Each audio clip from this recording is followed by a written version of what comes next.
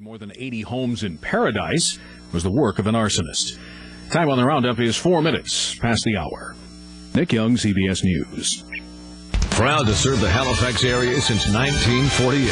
WNDB News Talk 1150.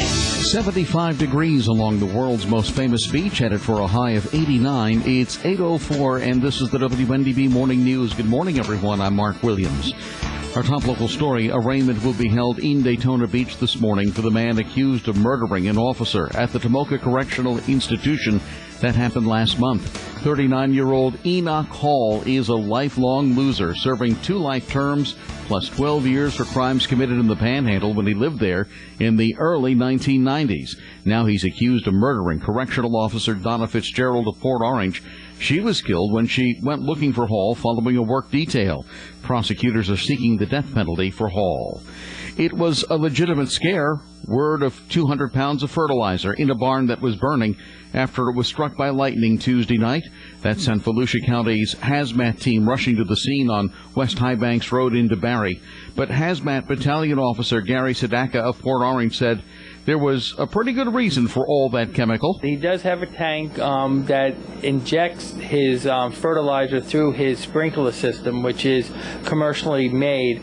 And as he gets the chemical and the fertilizer, he actually gets a couple extra bags, and he's been storing them in his garage. Also stored in the structure was roughly 1,600 pounds of copper and assorted other chemicals. Hazmat monitored the air all day Wednesday without finding anything unusual. Want to check out the video? Just go to our website, WNDB.am. A former Daytona Beach Police Department lieutenant out pounding the streets looking for a job. That after he was fired from the force earlier this month.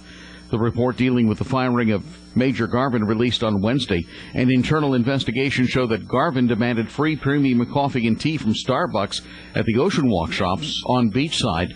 The report says if he didn't get his way, he threatened that police would have slower response time if they called for help. Garvin denying the allegations from the store's manager and employees, but he also failed a lie detector test he volunteered to take.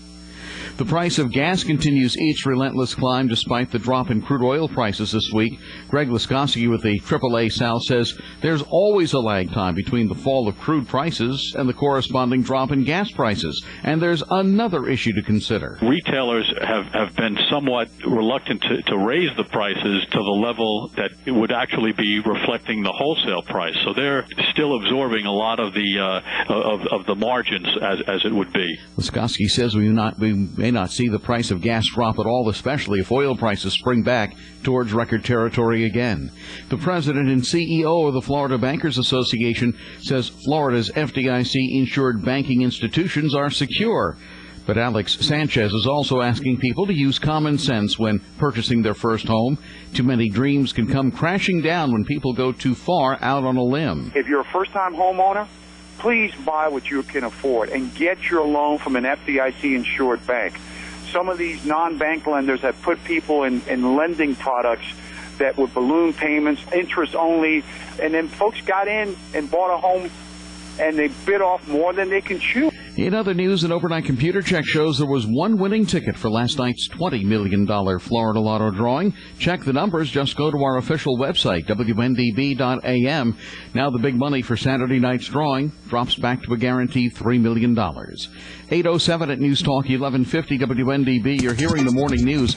How about a check of traffic and weather together, starting with WNDB's Jennifer Keefe. Hey, Mr. News, still 2 big problems in Volusia County. This report is brought to you by Lighthouse Toyota of St. Augustine. On I-4 westbound, we have that crash approaching 1792 with a lane still partially blocked and traffic backing all the way to Saxon Boulevard. On I-4 eastbound, the ramp to I-95 northbound is shut down due to a jackknife semi. Use caution through there. Follow the police detour.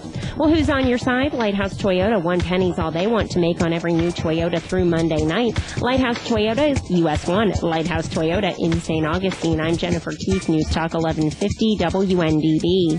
Times of clouds and sunshine today with a couple of thunderstorms around into this evening. High 85 to 89. Partly cloudy overnight. Low 70 to 75. I'm meteorologist Ted Azair. 75 degrees along the world's most famous beach. Our next news at 5:30.